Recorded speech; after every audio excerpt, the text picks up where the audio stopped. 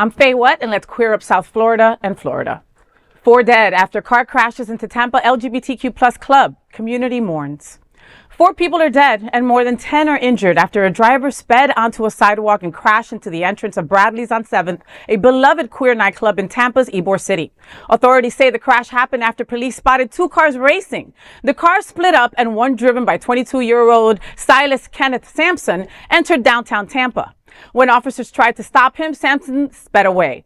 Police said efforts to slow him down failed, and moments later, his car hit more than a dozen people outside the club. 3 victims died at the scene and another at a local hospital.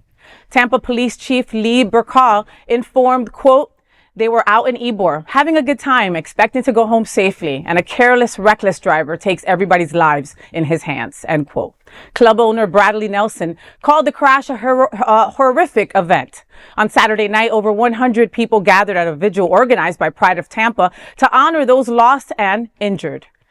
God, waking up to this story yesterday, it just broke my heart. I mean, everybody from down here, South Florida includes Tampa and Ybor City and Orlando and all of that. And we all go there because we know it's another gay little mecca that we can go and be safe at, right? I think everybody at this table has been in front of Bradley's, right? At one time or another. So to hear something like this, you're just out hanging out, 12:30 at night, hanging out with your friends outside, and all of a sudden a car comes in and does this. It's horrific. And now we're waking up to a lot of rumors and, shit talking and all kinds of stuff saying that the police might have been in the wrong when they were chasing them, or they had stopped chasing them at a certain point. They were not able to make the car stop going into those streets in Ybor City. And now people are upset. People are up in arms, and with good reason. There's still 13 people in the hospital trying to recover from their injuries, and some are still life-threatening, that we won't know if they'll make it or not. I have a Facebook friend who, her and her husband were in Chicago and woke up to 10 missed calls. Her daughter and 2 godsons Ubered to the bar, having drinks, and he said it just came out of nowhere. And let's pray that her daughter and one of the godsons are still in ICU. And it's just, it breaks your heart to know that. I think we're all going to see connections to this.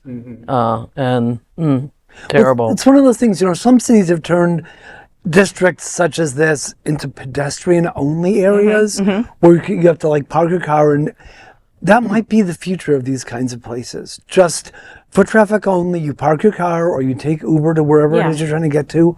That might be the answer. Well, and initially, we think of hate crimes and stuff like that when we think of something like this happening, right? But even in New Orleans and in places like that, they have put different barricades up. Yes, that's right. Right? Those steel barriers that go into the ground. Yeah. They're just used for parade reasons or for festival reasons or something like that. That might have to be something that will have to be in places that have small driveways or whatever. What do you call them? Because those streets in Ybor City are pretty slim. They're tight. Now, I had those thoughts when I first started reading this article, but then I started doing more research on what was being Alex. reported. That's why I love you. What did you find out? Well, the Tampa Bay Times talked about how Tom Gleason is a retired police captain, and he's an expert in this sort of specialized pursuit. And he talked about, there's a lot of statistical data about you shouldn't do these chases.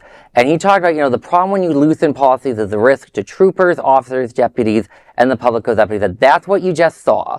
We turn racing into a death investigation. And what was reported by the Tampa Bay Times and by the Advocate was that, well, first off, how did they even find out that they were allegedly racing? Because remember, just because the police say something to us in media, we have to wait till actually they get... There's video proof. That's right, because what they say and what happens is never always the same. But it was a helicopter started pursuing them. I'm sorry, what do you mean a helicopter is pursuing people?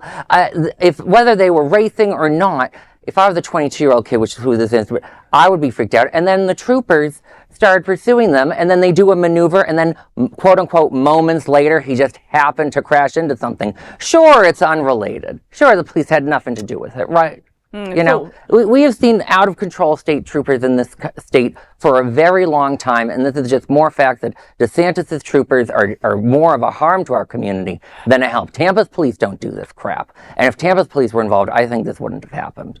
Wow.